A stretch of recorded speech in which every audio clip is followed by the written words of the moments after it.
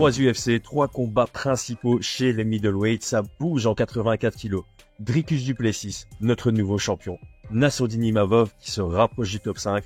Et maintenant le gardien du top 10, Jack Hermansson, qui sera le gros test pour la flèche montante, Joe Pyfer. Joe Pyfer cherchera à prendre sa place dans le top 15 de l'UFC. Aujourd'hui à 12 victoires dont 11 par finish pour 2 défaites, il vise à conserver son statut d'invincibilité à l'UFC dans ce 4e combat pour la promotion. Après une défaite sur blessure au Contender Series en 2020, il a battu Trottmann pour avoir une seconde chance en 2022. Une victoire convaincante pousse Dana White à le signer et Joe Pyfer lui donne raison grâce à 3 finishes de suite sous la bannière de l'UFC. Cette série lui octroie une grosse marche puisqu'il rencontre Jack Hermansson, classé 10e chez les middleweight. Ce dernier au palmarès de 23-8, dont 10 victoires en 16 combats à l'UFC, est sur un palmarès en dents de scie sur ses 5 dernières sorties. Fight of the Night dans sa défaite contre Vettori, victoire contre Shabaizan, il va ensuite à la split contre Strickland, puis se venge contre son partenaire d'entraînement Chris Curtis, avant de tomber aux mains de Roman Dolidze. Khamzat Chimaev, Bonical et maintenant Joe Pyfer. Est-ce que la division des poids moyens sera le nouveau repère des gros talents à l'UFC? La réponse c'est ce week-end, mais avant ça, on vous l'analyse maintenant avec Brian Boulan. Paris sur le MMA avec Unibet. Quelle sera l'issue du combat? Une soumission? Un KO? Paris sur l'appli numéro 1 avec Unibet. 100 € de bonus sur ton premier pari. Merci à unibet.fr pour leur confiance. Grâce à notre lien en description, vous obtenez un free bet allant jusqu'à 100 € lors de votre inscription. On vous le répétera tout le temps. Si vous décidez de vous lancer dans les paris sportifs, s'il vous plaît, faites-le avec une approche récréative de manière responsable. Faites comme nous, voyez ça comme un moyen de devenir encore plus fan de notre sport qui nous passionne tous en analysant davantage tous les combats et en étant plus engagé quand vous les regardez. Ne voyez surtout pas ça comme un moyen de vous enrichir. Bonjour tout le monde, j'espère que vous allez bien. Bienvenue dans le Game Plan saison 2024, épisode 6. Brian, comment vas-tu? Ça va bien, matinal. Toi, comment vas-tu? Bah pareil, matinal comme d'habitude. Alors, on est dans un combat intéressant. Le vétéran qui a toujours stagné aux alentours de la 8e place du classement chez les middleweight est donné underdog contre le jeune prospect qui qui va faire un gros step-up dans sa carrière, Joe Pyfer. Alors, selon unibet.fr, Joe Pyfer est donné favori à 1.40. Jack Hermansson est à 2.73/73. On est donc entre le 65-35 et le 70-30 à l'avantage de Joe Pyfer. Qu'est-ce que tu en penses, toi, Brian? Écoute, ça me paraissait assez judicieux, entre guillemets, quand j'ai vu les cotes. Après, j'ai regardé les combats et je t'avoue que je mettrais ma pièce sur Joe Pyfer. Je le vois plus favori que ça, tu vois. Je pense qu'il est plus gros favori qu'on ne le pense. Voilà. Oh, ça va être intéressant ce podcast parce que moi, c'est l'inverse. Ah oui? Bon, Cool. alors, je l'annonce en début de podcast, hein, ça va être biaisé. Cette analyse de mon côté, ça va être biaisé parce que Joe, je peux pas le piffer. Bon, allez, blague à part. Moi, personnellement, je pense que c'est plus serré. Sur les 6 défaites de Jack Hermansson à l'UFC, je trouve qu'il y en a aucune de réellement honteuse en termes de nom. Donc, Mhm. face à qui il a perdu, il n'y a pas il y a pas à rougir.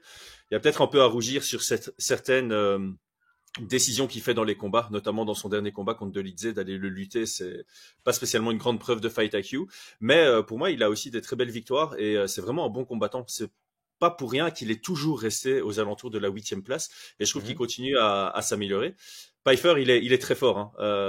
Je suis pas encore 100% convaincu par lui. Je le trouve très très bon, mais je suis pas. Voilà, il faut que je vois ce combat en fait. Il faut que je le vois face à une vraie opposition et là pour moi c'est un gros test pour lui. Par exemple, tu l'aurais mis contre Brendan Allen. J'aurais mis Allen favori. Ah oui, là c'est différent. Mais pour moi, Voilà. c'est plutôt le style qui fait que je le vois grand favori face à Ok. Hermansson. Je Ah, vois pas trop d'armes pour Hermansson et j'ai l'impression que son système défensif à Jack Hermansson est extrêmement perméable aux attaques de Joe Pyfer. Donc ça veut pas dire qu'il intéressant. est extrêmement perméable en règle générale, mais en tout cas, je trouve que le match-up est extrêmement défavorable pour Hermansson sur ces deux aspects-là. D'accord, d'accord. Parce que moi, je donnais plutôt en 60-40. Donc, Mhm, Pfeiffer mérite son statut de favori, clairement. mhm. Mais pour moi, c'était un peu trop à son avantage. Et comme on le dit souvent, tu vois, quand t'as quelqu'un qui a une certaine... Alors, c'est bizarre. J'ai l'impression qu'il y a une hype derrière lui, tu vois, genre que les gens en parlent un peu au même titre que des Bonical, par exemple, comme étant le futur de la division. Mais au final, quand tu vas voir ses réseaux et tout, il n'est pas ultra suivi. Donc, je m'attendais à ce qu'il y ait, au-delà d'une hype sportive, une hype plutôt marketing aussi, et c'est pas le cas. Euh, donc voilà, honnêtement, je pensais que les codes de Paris c'était aussi basé sur le fait qu'on parle de Joe Pfeiffer comme le futur et que du coup il y a 5% qui lui est Mhm. attribué en plus, d'où le fait que je le mettrais plus vers un 60-40. Je pense qu'effectivement, il n'est pas encore connu du grand public, mais en tout cas, les connaisseurs ou ceux qui suivent bien le MMA sont emballés par lui et je pense qu'ils sont capables de voir un futur top 5 sans aucun souci, tu vois. Mhm. Je pense qu'ils se disent, ouais, ce gars-là, il a vraiment de l'avenir, il a une vraie progression, que ce soit physiquement, techniquement, et il y a de fortes chances de le voir. Enfin, pour moi, il va faire partie du top dans les prochaines années. Donc je comprends l'engouement qu'il y a autour de lui, en fait. Mais Ok, vraiment chez les connaisseurs. d'accord. D'accord. Bah, c'est pour ça, je pense que l'UFC le met en main event ici. C'est pour qu'il gagne en visibilité. C'est pas pour rien. C'est clairement pas pour rien. On sait que l'UFC ils font des choix stratégiques. Et là, clairement, comme tu l'as dit, hein, le mettre contre Hermansson, c'est un peu comme mettre Alex Pereira contre Sean Strickland à l'époque. C'est un peu le combat entre la 8e et la 12e place du classement middleweight qui est le plus Mhm. favorable à Pfeiffer. Et donc Exactement. voilà, le mettre en main event dans un combat favorable, comme l'indiquent les codes de Paris, bah, c'est une bonne manière pour l'UFC de dire, OK, on a un nouveau prospect qu'on va pouvoir monter très rapidement après, parce que si tu bats le numéro 10, bah, tu prends certainement sa place, tu vas Mhm. rentrer dans le classement en numéro 10 selon la performance, et donc après ça, tu peux le mettre dans un autre main event face à quelqu'un d'autre du top 10. Ouais. Euh, Passons aux forces et faiblesses et justement commençons peut-être par Joe Pfeiffer parce que comme on vient de le dire, j'ai l'impression qu'il y a une hype derrière lui. C'est pas pour autant que beaucoup de gens le connaissent. Il n'a que 3 combats à l'UFC. Donc comment est-ce que tu le définirais? Je pense que on peut commencer par sa parce que tu l'as souligné juste avant, donc j'ai eu un petit sourire, mais son physique. Je pense qu'on peut commencer par son physique de middleweight. Ça a bien gonflé depuis la première fois qu'on l'a vu au Dana White Contender Series en 2020. Et C'est étrange. j'ai rien dit. J'ai pas dit que c'était étrange. J'ai juste dit que c'était à Je dis que souligner. ouais. Effectivement, effectivement. Physiquement, c'est solide. Ouais, ouais, il en impose dans la cage. Hein. Son dernier combat là contre Abdul Hassan, tu t'as pas l'impression que c'est la même catégorie de poids et Abdul Hassan c'est pas spécialement le plus petit des middleweight quoi. Non, non, non. Toi, tu le définirais comment, toi? Euh, En deux alors mots? en 2 mots, Mm. relativement complet. Je trouve que debout il frappe dur, il a un bon œil sur les attaques qu'il doit faire et très bon timing sur sa lutte. Il a une lutte un peu agressive comme ça avec un bon timing et puis un Mhm. grappling plutôt suffocant. Donc c'est un grappling où il va imposer justement son physique. Donc Mhm. pour les forces, en tout cas pour les forces, c'est comme ça que je le définirais. Il y a 2 grosses faiblesses selon moi. Mhm. La première, c'est qu'il est très sensible et sujet au low kick. Il s'est beaucoup Mhm. beaucoup touché la jambe avant, peu importe la garde, que ce soit en garde ouverte ou en garde fermée. Et même s'il en impose physiquement dans la cage, je trouve qu'il n'est pas spécialement proactif dans l'espace qu'il utilise dans la cage. Donc ces combats, c'est fort. Je vais avancer, puis je vais me faire reculer contre la cage, puis je vais avancer. Tu vois, il y a pas de prise de pouvoir sur les déplacements. Mhm. Ouais, c'est intéressant. Et alors j'ai un Écoute, point ouais, d'interrogation aussi. J'ai un point ouais, ouais, d'interrogation. ouais. Une seule décision dans sa carrière, ça remonte à 2018. Et tous ses finishes, c'est dans le premier et dans le deuxième round. Et là, il est dans un combat en 5 rounds. Donc, il y a toujours cette question. Tous ces mecs qui finissent très rapidement leur combat, on va prendre un exemple récent, Mike Malott. Tu sais pas ce que ça donne dans le troisième round. Et ici, on est sur 5 rounds. Et c'est pour ça aussi que je mets un petit pourcentage différent par rapport au Code de Paris. C'est Ouais, c'est vrai. que se passe-t-il si on arrive dans le troisième round? On est face à un Hermansson qui a beaucoup de combats en 5 Dans le rounds. quatrième ou Et dans le cinquième? ouais, c'est ça. À partir du troisième, qu'est-ce qui se passe, tu vois? C'est Donc vrai. voilà, moi j'ai quand même une grosse question par rapport à ça. Ça me fait penser à Mike Malott et on a eu beaucoup d'exemples de, tu sais, de combattants qui finalisent tous leurs adversaires dans le premier et dans le deux. Tu les vois comme des monstres. Et en fait, une fois que ça dépasse le deuxième round, que tu arrives dans le troisième, ben, c'est plus du tout la même personne. Et face à un Hermansson Mm. qui a vraiment une expérience en 5 rounds, qui a une expérience en 5 rounds dans des combats très engagés contre Vettori, contre Sean Mm. Strickland, Ouais, je pense que Hermansson peut faire du bon taf s'il arrive à survivre les 2 premiers rounds. Mm, mm, mm. Écoute, je te rejoins, moi je le définis de la même manière. J'ai noté boxeur, moi plutôt. Je trouve qu'il Ouais. utilise vraiment plutôt son anglaise.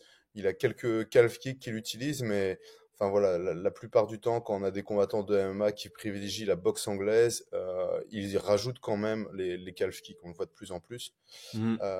Je trouve qu'il a un très bon grappling en position au-dessus, donc en top Ouais. position.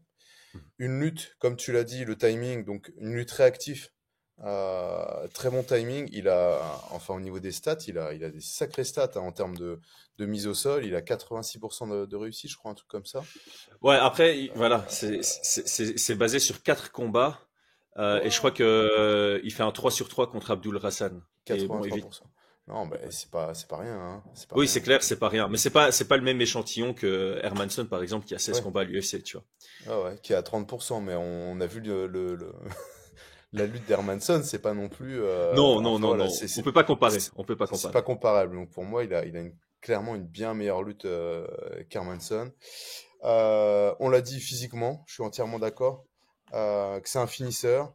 Effectivement, moi j'ai des interrogations sur le côté négatif, donc j'avais noté aussi la question du cardio. C'est vrai que Ouais. quand j'ai fait un peu le pourcentage, j'étais monté à 85, 80-20, mais je me suis pas trop posé la question du cardio. C'est vrai que je pourrais redescendre un petit peu mon, mon avis vis-à-vis du synchrone. Mais j'ai noté, ouais, gestion du cardio qui m'interroge et son niveau une fois qu'il est sur le dos. Ouais. Et ça, Ça on aussi, c'est l'a vrai. très peu Mhm. vu sur le dos, si ce n'est dans ses anciens combats. On l'a vu un petit peu au Dana White Contenders, avant qu'il se fasse casser le bras, là, tu vois. Ouais, ouais, ouais, ouais. Il a été un peu sur son dos et je le trouve pas. Ça peut vite être questionnant. Et je suis remonté très très en arrière pour le retrouver une fois sur son dos. Donc voilà, il faut encore qu'il soit sur son dos. Et vu qu'il est, pour moi, meilleur en lutte qu'Hermansson, je vois difficilement Hermansson être au-dessus. Mais dans ce Ouais. cas-là, je pense que ça sera compliqué. Et il y a un autre point Mhm. négatif que j'ai noté. Qu'en est-il de sa défense de guillotine? Oui, oui, oui, oui, Hum, bien hum, vu, c'est hum, vrai, hum. c'est vrai. Contre Abdul Hassan, tu vois qu'il tombe dedans. Et Hermansson, il a 2 belles guillotines, si je me trompe pas, à l'UFC. Une contre Euh, Merchkart un, et une deux contre d'affilée. David Branch. Ouais, 2 d'affilée. Ouais, deux Celle contre d'affilée. Branch, elle est très belle d'ailleurs. Et comme nous l'a dit l'ami Aldric, c'est des choses qu'il faut regarder, ça, sur le palmarès. Est-ce qu'il a déjà placé des Ouais. guillotines? Est-ce qu'il est sujet à des guillotines? Et notre ami Joe Pyfer s'est déjà pris une guillotine dans sa carrière, tu vois. Hmm. Si je dis pas de bêtises. Ouais, contre Joe Noven Patty. Bon, il y a longtemps, hein, les amis, il y a longtemps, en 2019. Ouais. Mais bon, c'était il y a 5 ans en même temps. Et donc voilà, et donc ce petit truc, tu vois, c'est des petites choses sur lesquelles je pense que on pourrait être surpris. Voilà, donc ça, c'est mes Oui. interrogations. Est-ce qu'il va être capable de défendre aussi bien les guillotines que Hermansson, par exemple? Euh, Mhm. Est-ce que Hermansson serait capable de pouvoir utiliser cette technique dans le combat?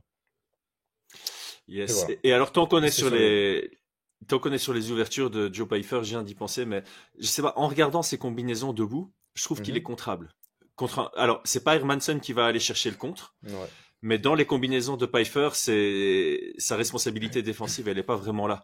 Je pense que pour le moment, personne ne lui a mis l'alerte. Personne n'a réussi à le connecter parce qu'il est tellement imposant que les gens ont peur et quand il Mhm. attaque, ils sont en mode 100% défense. Mais le jour où il fait face à un bon striker, il risque de se faire salement connecter en contre, je Je pense. suis même pas sûr que ce soit face à un bon striker. Je pense que, en fait, Joe Pyfer, quand il boxe, il va envoyer, passer en dessous et chercher les frappes lourdes. Et il Mm. pourrait se faire connecter sur un gars qui va lancer sa patate en même temps et tu vois, ça touche avant. Euh, oui, je suis d'accord. Pas forcément un bon striker, mais c'est effectivement, quand tu le vois boxer, ça passe ou ça casse, tu vois, à Ah, certains moments. exact. Et Ouais. effectivement, comme il impose, bah, les autres, ils vont être un peu en retrait, ils sont en déficit de force et ils peuvent pas le contrer réellement. Mais Ouais. un jour, il pourrait se faire connecter, ouais. Ok. Bon, bah c'est bien, on est aligné. Alors, Mm, mm, ici, mm. encore une fois, hein, on est sur Internet, on va quand même nuancer. On a quasi plus parlé des faiblesses et des ouvertures qu'on trouve chez lui, mais on est bien d'accord pour dire que c'est quelqu'un de très fort et tu l'as dit en début Ah de oui, podcast, bah, tu peux le voir s- rentrer vite dans le top 5, quoi. ouais, sur ses forces, moi je veux juste rajouter Donc on a parlé de sa lutte, on a dit que c'était un sacré finisher, tu vois, donc il obtient facilement le Mhm. finish. On en a parlé hein, sur l'avant-dernier podcast. Des gars qui arrivent à l'UFC, qui sont... effectivement, il a eu des combats relativement faciles dans le sens où il était très très favori sur ses premiers combats. Il a obtenu des finishes et on se dit une fois qu'il sera testé. Mais même quand tu es largement favori, d'obtenir un finish, c'est pas donné à tout le monde, tu vois. C'est pas donné à tout le monde. Exact. Ça montre quand même son niveau. Et Ouais. dans ses points forts, j'avais aussi noté son jab que je trouve excellent et Oui, ouais. son cross overhand. Donc là, le bras arrière overhand il tape. Et non, son anglaise est vraiment bonne. Même ses contres avec sa gauche, c'est vraiment vraiment bon quoi. Et Ah son oui, ce point qu'il a fort. fait au Dana White Contender Series, là, le check hook, enfin, je sais même pas si on peut Ah appeler ça là un check hook tellement il est puissant, mais ça fait peur. Ça fait très très peur. là. Mhm. Parce que tu le vois, et celui-là, tu le vois vraiment pas venir, même si tu sais ce qui va se passer parce que tu revois le combat, ça va à une vitesse, j'ai pas envie de citer le nom Ryan Garcia, mais tu vois, Ryan Garcia, il a aussi un KO comme ça où tu vois l'action, tu fais, attends, comment l'autre est tombé? Et c'est le check Ah, hook que tu vois vraiment pas venir, même avec un mhm. bon angle de caméra, quoi. C'était assez impressionnant. Passons à Hermanson, comment est-ce qu'on le définirait le Joker? Alors, moi, j'ai noté que, je sais pas pourquoi j'ai cette impression. Tu me dis si c'est bon, hein, mais il est perçu comme un grappleur et moi je le trouve plutôt complet. Il a été capable de battre des assez bons strikers debout, Mhm. notamment parce qu'il est capable de suivre un game plan axé sur la patience. Il bosse bien sur les 3 niveaux, surtout avec ses jambes et surtout sur ses derniers combats. Ça lui a bien servi contre Chris Mhm. Curtis. Ça a failli bien lui servir contre Sean Strickland. Hein, ça reste une décision partagée quand même. Ouais, enfin Et bon. ouais. Par contre, sa grosse faiblesse, sa très très grosse faiblesse, c'est quand son game plan A ne fonctionne pas, il est perdu. Ça, c'est un truc, j'ai l'impression qu'il rentre avec une stratégie par rapport au profil face auquel il fait face. Je trouve qu'il adapte un peu son Ouais. jeu. Mais si cette stratégie-là ne passe pas, il est perdu, il est en eau profonde. Et je pense notamment à son combat contre Cannonier, où tu l'as vu vraiment, vraiment perdu. Et on peut remonter à plus loin, contre Santos, c'était à peu près pareil. Eh bien, écoute, je te rejoins. Donc moi j'avais noté grappleur striker parce qu'effectivement il est perçu comme un grappleur, mais je pense qu'il est meilleur en grappling qu'en striking, hein, bien Ouais, évidemment. ouais, Et je c'est suis pour ça que d'accord. Ouais. je l'ai placé comme ça dans ma définition. J'ai noté que il arrivait toujours avec un game plan, tu vois. On le voit, tu vois, par exemple, bah, contre Canonnier, il met directement la pression, directement très agressif. C'est plutôt pas mal parce que je trouve qu'il surprend Canonnier, mais une fois que le game plan échoue, et ben là, il n'y a plus personne derrière, tu vois, il sait plus quoi faire et il devient un Ouais. peu, je trouve, un combattant un peu. Ouais, Il n'y a lambda, plus hein, rien, quoi. il est perdu, Lambda, ouais, quoi. c'est vraiment le terme. T'as un peu cette impression que il perd tout son côté instinctif parce qu'au final, il est capable de Ouais, faire des belles choses debout, ouais. mais dans sa tête, contre Cannonier, il allait réussir à l'amener au sol, et comme il n'a pas Mm, réussi à l'amener au sol, il n'a pas pu recalibrer son style pour faire une performance tout à comme il fait. l'a fait par exemple contre Chris Curtis, qui aurait pu fonctionner contre un Cannonier. Et je pense que dans sa Ouais. tête, ça fonctionne pas, ben, je continue d'essayer, Mm. et t'as Mais l'impression qu'il devient bête comme ça, hein, parce qu'il reste ouais, ouais, c'est pas ouais, pour être insultant, mais t'as l'impression, voilà, non, qu'il pour moi, têtu, quoi. Ouais. c'est ce que tu as dit, c'est que, en gros, tu vois, par exemple, quand Curtis, il met en place son game plan, ça fonctionne, le game plan qui a été prévu fonctionne, il gagne son combat. Sur ses victoires, la plupart du temps, il arrive avec son game plan, ça fonctionne. Mais par contre, quand il arrive avec un game plan qui commence à prendre l'eau, parce que l'autre va mettre des bâtons dans les roues, là, c'est la débandade, tu vois. Ouais. Il sait plus quoi faire. Et donc, je pense pas que ce soit un problème de fight IQ, parce que le fight IQ, ça peut être avant le combat où tu Ouais. réfléchis, tu trouves la bonne stratégie. On a vu qu'il avait un fight IQ où il mettait des stratégies en place qui étaient effectives. Mais par contre, le fight IQ dans le combat, pendant le Mm. combat, là, il existe peu. Ouais. Et ça fait partie enfin, c'est à voir. Hein, il y a des combattants qui n'ont pas de fight IQ avant le combat.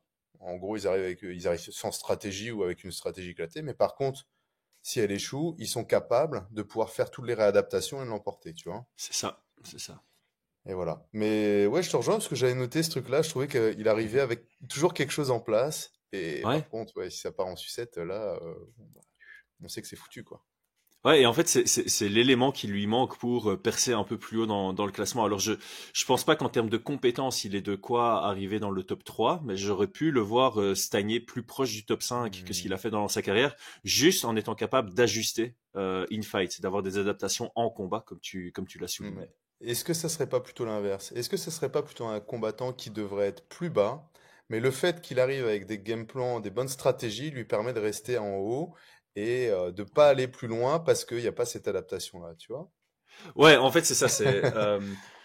On peut le voir comme ça. Si tu avais une version de Jack Hermanson sans game plan, il serait plus bas. Mais comme il Ouais, vient ouais. avec des game plans, il est un peu plus haut. Mais il n'y a pas les adaptations, Il, donc il est à ce niveau-là. Donc il y il a vraiment reste, trois ouais, échelons en MMA. T'as vraiment ouais, tu viens en MMA juste avec tes compétences et sans intellectualisation, bah tu vas pas rentrer dans le top 15. Tu arrives avec une intellectualisation avant combat, mais sans ajustement, tu vas être entre 10 et 15, peut-être de temps en temps jusque 8, et mm, puis il faut les ajustements en plus pour aller plus haut. Ouais, ouais, j'aime ouais, bien la ouais. façon de le dire. On peut voir ça comme ça, ouais. Parfait. Passons à la partie game plan, à moins que tu aies encore quelque chose à dire sur lui. Non, pour moi, dans les points négatifs, on va parler rapidement. Je trouve que sa lutte, elle est relativement faible. Donc, Hmm. euh, c'est pas qu'elle est faible, c'est qu'il ne travaille pas du tout en chaîne, tu vois. Il Ouais, a pas il n'a pas les réflexes d'un lutteur, en fait. Donc, il a vraiment non. plutôt de la lutte de grappling. Et, et je le trouve peu puissant, tu vois. Je trouve pas qu'il a une vraie puissance de middleweight. Donc il est forcément, hein, si tu diminues sa puissance et tout, bah, par contre il est un peu plus endurant. Et donc oui, Ouais. ça questionne sur ce 5 rounds et ce 4 et 5 si ça arrive au 4 et 5 pour Pfeiffer. Exactement, exactement. Ben, je te rejoins à 100% là-dessus. Euh, ok, bon, on va passer à la partie game plan. Je fais un petit Ouais. interlude pour créer de l'engagement. Donc, ceux qui sont pas encore abonnés, abonnez-vous. Ceux qui n'ont pas encore like la vidéo, likez la vidéo. Et puis, dites-nous en commentaire ce que vous pensez du potentiel de Joe Pyfer. J'en profite aussi pour dire que bah, on est en affiliation avec RMC Sport, donc tous les Français qui veulent regarder les UFC en live en bonne qualité sans se prendre la tête, ça se passe sur RMC Sport tout simplement. On met les liens à chaque fois en description pour prendre l'abonnement. Et même pour les Belges, hein, ce serait une bonne option d'avoir ça parce que c'est un peu compliqué en Belgique. Bref, je n'en parle pas. Game plan, comme d'habitude, on va commencer par le underdog. Donc, quelles seraient les grandes lignes pour transformer son statut d'underdog du combat et aller chercher les chemins de victoire? Pour Hermanson, moi j'ai noté trois choses, hein. J'ai noté effectivement la question des calf kicks, tu vois. Ouais, ok, je l'ai Mais aussi. c'est toujours pareil, ça serait le game plan que je ferais en début de camp d'entraînement, mais seulement s'il est capable de gérer sa distance pour envoyer des calf Ouais, kicks. Parce que je ouais. trouve que des fois il envoie des calf kicks, il va se prendre une droite de l'enfer, tu vois. Et C'est moi, en fort tout cas, probable dans ce combat. je suis C'est fort Pfeiffer, probable dans ce combat. j'attends le calf kick, je lui mets une patate, tu vois, d'office. Donc, pour moi, c'est uniquement s'il descend bien sur sa jambe arrière pour pouvoir envoyer des calf kicks et être à vraie distance et pas se faire contrer. Donc, pour moi, ça serait dans le game plan uniquement s'il est capable de les envoyer à bonne distance. Je pense que la question de la pression, de mettre la pression, c'est intéressant. Euh, Mhm. je pense que Joe Pfeiffer est bien meilleur quand il est sur la jambe avant Ouais. et il accepte d'être sur la jambe arrière. Tu en as parlé au début. Je pense que s'il est, comment dire ça? Je pense que s'il arrive, c'est ça le plus difficile, mais j'aurais bien voulu avoir une sorte de stratégie pour mettre Pfeiffer sur son dos, tu vois. Je sais pas de quelle manière, mais ça c'est euh, vraiment un aspect qui m'intéresserait de réfléchir si je devais faire le game plan d'Hermanson, tu vois. Donc, est-ce que c'est mettre Mhm. à la cage? Est-ce qu'il y a des ouvertures pour prendre un dos ou des trucs comme ça, tu vois? Mais ça serait. Ou alors, est-ce que c'est se faire mettre au sol depuis en dessous et à Demian Maia aller chercher le renversement, tu vois? Des petits Ouais. trucs qui demanderaient un peu plus de recherche et de détails, mais en tout cas, ça serait ça. Et Mhm. puis, le dernier point, forcément, hein, la gestion sur les synchrones, tu vois. Toi, tu en penses quoi? Alors, je suis quasi aligné sur tout ce que tu as dit. Moi, j'avais noté les low kicks, évidemment, parce que, comme j'avais souligné, il est très vulnérable, Pfeiffer. Low kick J'avais mis ou frustré. calf kick? Low kick Calf ou kick. calf kick? Calf, Ouais. comme Abdul Hassan, parce qu'on voit quand même que Joe Pyfer, à un moment, il souffre de ça dans Ouais, ce combat. je suis d'accord. J'avais mis frustré avec les déplacements parce que en fait, Mhm. le premier point que j'avais noté, c'est la patience. Hein. C'est vraiment, voilà, t'es face à quelqu'un qui est un finisher, qui a fini tous ses adversaires dans le premier et deuxième round, qui a Mhm. pas connu une décision depuis 2018. Voilà, tu dois pas prendre trop de risques sur le premier et deuxième round. On a vu un Hermansson qui est capable voilà, de bien reculer, de faire des déplacements latéraux défensifs. Donc je pense que sur le début, il doit essayer de frustrer avec ses déplacements et commencer à mettre de la pression à partir du troisième. Et pour moi, il doit viser à prendre 3, 4, 5. Il doit viser une décision. Il doit pas chercher à finir. Si l'opportunité se présente sur une guillotine, par exemple, voilà, très bien. Mais ça Mhm. doit pas être son objectif. Pour moi, son objectif, c'est la survie sur le 1-2 et commencer à chercher à prendre le 3, 4, 5, faire un sans faute à partir de 10 minutes de combat, quoi. Et, euh, et alors travailler faire un mixte entre ce qu'il a fait contre Curtis et ce qu'il a fait contre Strickland. Donc contre Curtis, c'était une très belle performance dans le sens où je me déplace, je garde ma distance, j'envoie une single attaque, je me redéplace et je minimise le temps qu'il y a au boxing range. Donc ça, Mhm. j'avais bien aimé contre Curtis. Et contre Strickland, ce que j'avais bien aimé, c'était la répartition des frappes, quoi. Les jambes, le corps, un peu la tête. Mais c'était majoritairement les deux niveaux d'en bas qui visaient davantage, ce qui lui permet d'être dans une dynamique un peu plus safe contre quelqu'un comme contre Pfeiffer. Mais voilà, pour moi, comme on l'a dit, il est underdog, donc il faut avoir une stratégie un peu Mhm. qui sort un peu des normes. Et je sais que ça fait bizarre de dire, ok, tu peux laisser passer les 2 premiers rounds, mais pour moi, c'est là où son chemin vers la victoire est le plus sûr. C'est de la spéculation. Hein. Ça se trouve, Pfeiffer est très très performant dans le 3, 4, 5 aussi, mais il doit un peu spéculer là-dessus. Et quoi qu'il arrive, même si Pfeiffer est performant dans 3, 4, 5, là où il sera le plus dangereux, c'est 1-2. Je suis Ça, entièrement c'est d'accord. pas de la Je trouve spéculation. que Ouais. ouais, le seul défaut, en fait, à aller chercher le 3, 4, 5, c'est qu'il faut quand même fatiguer son adversaire sur le 1 et 2, tu vois. Bien Imaginons sûr, qu'il soit bien sûr. toujours en train de se déplacer et que Pfeiffer prend parce qu'il est à l'avantage et qu'il lui reste encore de quoi faire 3 rounds, tu vois. Donc c'est là un petit Oui, peu oui, toute la oui. difficulté sur ce genre de... Mais non, non, je pense que c'est... en tout cas, sur la gestion globale du combat, c'est plutôt intéressant. Il faudra voir après Mm. comment être capable de fatiguer Pfeiffer pour le mettre en dette, quoi, à partir du 3-4-5, tu vois. Ouais, c'est vrai. Il Il faudra, faut il trouver le faudra, juste il faut, milieu, en fait. Hein. Ouais. ouais, il faudra peut-être trouver un peu de lutte à la cage ou ce genre de situation, tu vois. Mais, euh, Mhm. mais je Mais je pense, crois que Pfeiffer, par défaut, c'est quand même quelqu'un d'actif qui va chercher à striker. Et donc, si tu arrives à garder de l'espace derrière lui et à avoir le système Mm, défensif de désengager majoritairement, le faire frapper dur dans le vent, ça peut vite frustrer et fatiguer, mm. quoi. Alors peut-être que ça serait de travailler au corps, tu vois, avec des type kicks, tu vois, des Ouais, petits des petits push. fronts, Mhm. des trucs comme ça. Peut-être qu'il y a possibilité de fatiguer, de casser le rythme et tout, ouais. Mm, mm. Mais ouais, je Du te côté rejoins de, sur ça, hein. du côté de De Pfeiffer, qu'est-ce que Pfeiffer, tu... Ouais, ouais. ah, moi j'ai mis... je il doit mettre la pression. Ouais, Pour moi, il doit exact. mettre C'est la vrai. pression, il doit le cadrer, il doit se mettre derrière son jab parce que je pense que Hermansson, il a tendance à avoir plutôt une garde maison, tu vois, comme ça, et il Ouais. prend facilement les jabs. Il esquive peu, tu vois, sur les jabs, donc je pense qu'il prend les jabs. Et moi, je vois un jab, le deux overhand ou un jab avec le deux overhand, ça va passer derrière son oreille, ça va le coucher, quoi. Le Ce double qu'il jab fait. overhand, comme Randy Brown le week-end passé, c'est très bien. Comme ça, ma technique que j'ai nominée pour les Jabbies Je 2023, ce pense, sera bien, bel et bien celle de 2024. Je pense qu'il peut même aller, tu vois. Franchement, son jab et son cross sont extrêmement rapides, hein, à Joe Pyfer. Pour son Ouais. poids, je les trouve excellents, quoi. Et donc, je le vois bien envoyer, paf, une patate dans le nez, et à un moment, envoyer son 2, mais tu vois, qui est légèrement tournant, comme ça, qui passe juste au-dessus de la main et qui vient connecter l'oreille. Et pour moi, il Mm. doit pas chercher le KO propre, il doit chercher à assommer. Boum, Ouais. toucher, se déplacer, taper dans l'oreille, tap, tap, et obtenir son finish, tu vois. Et rester bien à distance. Je vois franchement, et puis bah bien évidemment défendre tout ce qui va être calf kick, mais je vois difficilement un autre scénario que ça, tu vois.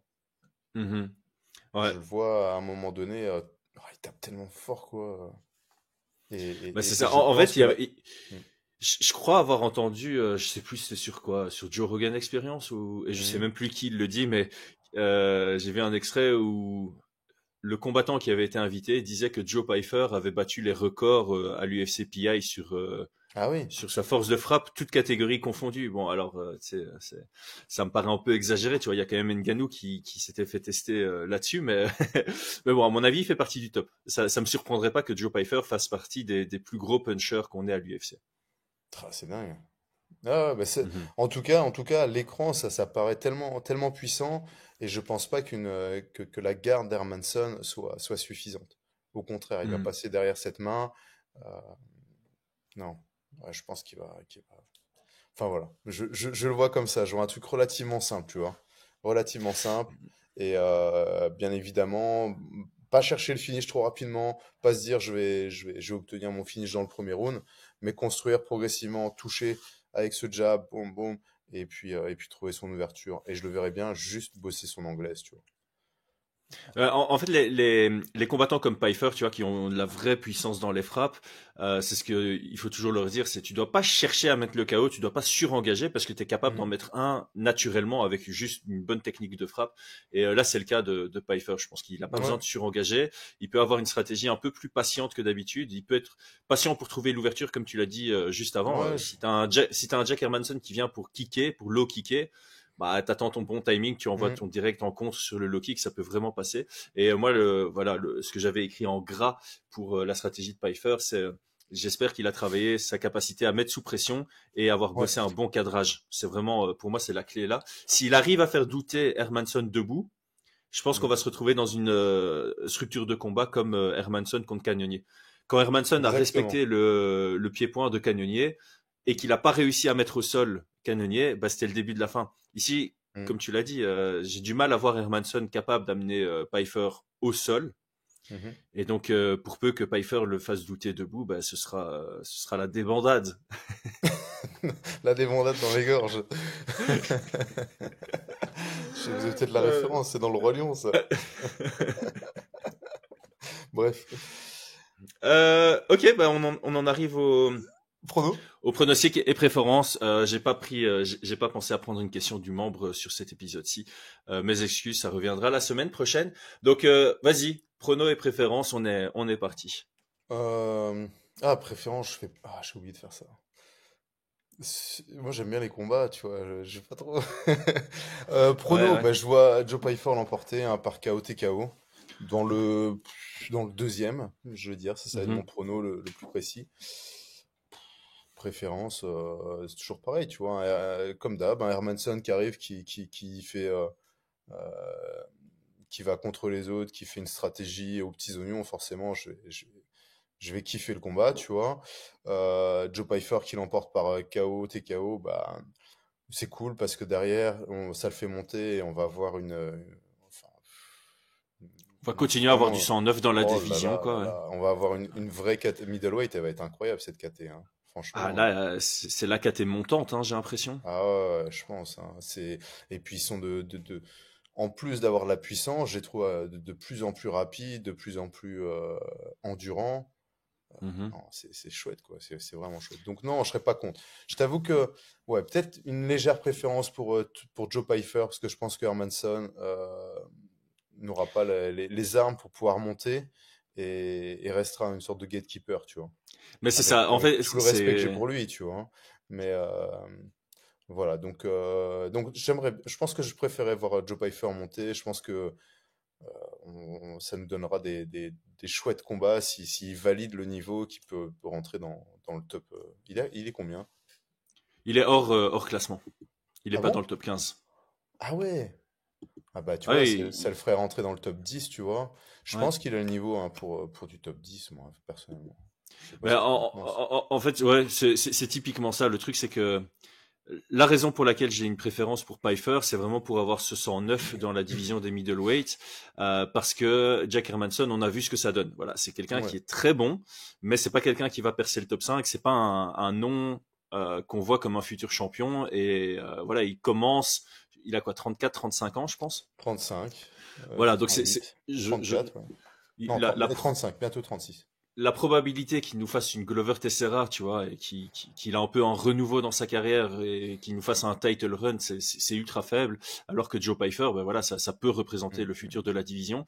Et comme tu l'as très bien dit, middleweight, c'est une division qui a travaillé en phase, tu vois. Ça a été une très très bonne division à un moment, puis une très mauvaise, enfin très mauvaise, j'exagère, mais voilà, c'est une division qu'on regardait plus trop à partir d'un moment. Mais voilà, il y a eu toute la période.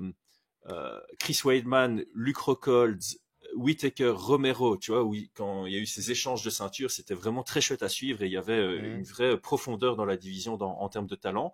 Puis il y a eu le règne Adesanya. Et comme la plupart des divisions avec un long règne, à partir du moment où tu commences à regarder de moins en moins. Et là, maintenant, on a de nouveau cette situation comme on a eu avant avec Weidman, Rockhold, etc., Bisping, Whittaker, GSP, Whittaker, enfin, tout ce bordel-là où la ceinture est passée de l'un à l'autre, ben, on a un peu la même chose. Adesanya vers Strickland, vers Duplessis. Duplessis, on le voit pas spécialement comme un champion dominant. Il pourrait le devenir, mais la plupart des contenders qui sont face à lui, on le donne pas favori à plus de 70, tu vois. Ouais. Donc ici, ouais, moi, j'ai une préférence pour Pyfer.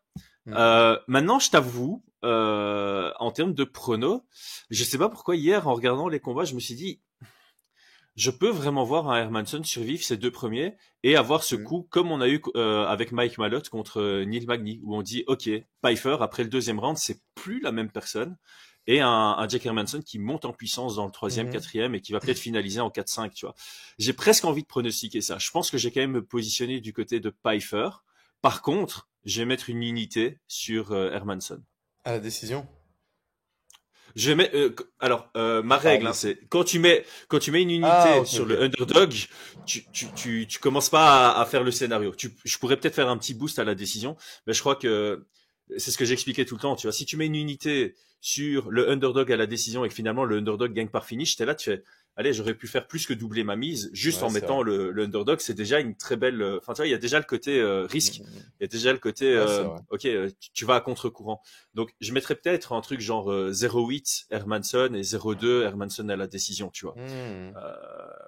Ça peut m'intéresser comme cote. Mais par contre, mon prono, ça va quand même rester sur Pyfer, même si honnêtement, je vois des chemins pour la victoire pour Hermansson. Comme tu l'as dit, comme on l'a dit pendant le podcast, il vient avec des game plans. Et pour peu qu'il ait réfléchi au bon, il pourrait gagner la décision. Mais pour peu que le game plan auquel il a réfléchi, ça passe pas, bah il va se faire rouler dessus, tu vois. C'est un 80-20. C'est vraiment ça. Pour moi, on pourrait se retrouver vraiment dans son chemin qui fonctionne et on est tous surpris. Et de l'autre côté, bah ça fonctionne pas et on dit ok, bon bah Hermansson, il a rien montré ce soir, quoi. Les deux scénarios sont totalement possibles et on le saura que samedi. Ouais, c'est vrai. Moi, je pense que en tout cas, sur nos trucs de Paris, je pense que je mettrais 2 unités sur Pyfer, clairement. Je pense que je le vois un peu plus favori. Effectivement, les synchros m'inquiètent un petit peu, mais, mais non, on va, on va rester là-dessus. On va rester là-dessus. Parce que quand je change d'avis, à chaque fois, je regrette. Donc là, j'ai pas changé. Il faut pas. En fait, il faut vraiment faire ton analyse. Tu prends ton chemin. Ouais. Et une fois que tu as choisi ton chemin, c'est soit tu mets dessus, soit tu mets rien. Ça doit être ça. Je pense que je mettrai, en tout cas, je mettrai ouais, deux unités, ce sera avec plaisir sur Joe Pyfer. Ah bah écoute, on en profite du coup pour remercier Unibet, notre partenaire du game plan, et à inviter tout le monde à nous suivre sur Twitter et sur Instagram parce que c'est là où on met nos paris finaux. Et juste un truc, hein, on l'a dit, hein, n'hésitez pas à commenter parce que je sais que c'est des vidéos Joe Pyfer et contre Hermansson, ne sont pas des vidéos forcément qui vont intéresser le plus de monde. Mais n'hésitez pas à commenter, à faire venir, faire de l'activité sur la vidéo pour qu'on continue, on va dire, à analyser ces combats qui, je pense, sont quand même super intéressants pour ceux qui aiment le même MMA et pas juste les gros combats, quoi, qui suivent tout, tu vois. Ouais, c'est clair. Après, ça reste le cœur de la chaîne, c'est analyser tous les main events de l'UFC. D'office. Mais on doit être honnête, c'est clair que si t'as un main event UFC qui est vraiment déplorable et que dans les alentours, t'as quelque chose par rapport à Doumbé, ben, un jour, on risque d'être tenté de mettre la priorité sur un bête sujet autour de Doumbé, tu vois. Et Donc, bon. donnez de la force, donnez de la force. On continuera à le faire, hein, même si vous le faites pas, mais donnez de la force en commentaire et tout. Je pense que dans tous les cas, au pire du pire, ça sera réservé aux membres, parce que je pense qu'on va analyser tous les main events de l'UFC, Oui, mais voilà, pour les trucs un peu moins grand public, ce sera réservé aux membres, par exemple. Mais bon, ouais, voilà. c'est une bonne idée. Ça marche, ça marche. Brian, merci pour ta préparation sur ce combat, peut-être un peu moins hype que les autres, mais moi, comme d'habitude, hein, c'est ça que je kiffe aussi dans notre dynamique, c'est que chaque échange que j'ai avec toi va me faire progresser dans ma connaissance du MMA, et donc c'était comme d'habitude un chouette échange. Exact, idem, chouette exercice et j'ai hâte de voir ce combat-là, hein, bien évidemment. J'ai vraiment hâte. Et pour ce que je te disais, je sens que la KT middleweight, ça va être du top 10. Tous les gars qui seront dans le top 10, ça va être assez incroyable. Les matchs, les matchmaking qu'il va y avoir. Ouais, je suis entièrement d'accord. J'ai hâte de voir justement ce que l'UFC va faire en termes de matchmaking, mais chez les middleweight, là dans le top 10, t'as que des bangers, quoi. Je vais de nouveau utiliser ce mot. Ouais, exactement. Allez, ciao Bon, tout le monde, passez une belle bonne journée. Ciao tout le monde.